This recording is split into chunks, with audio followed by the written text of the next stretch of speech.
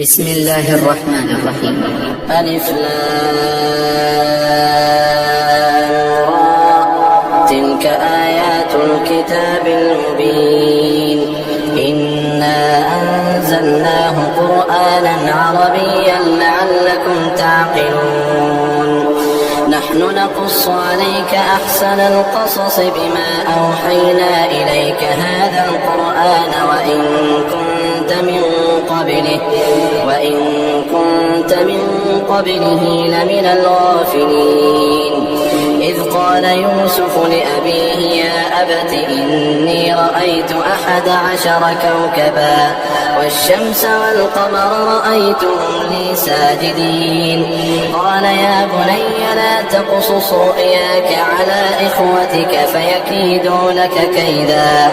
إن الشيطان للإنسان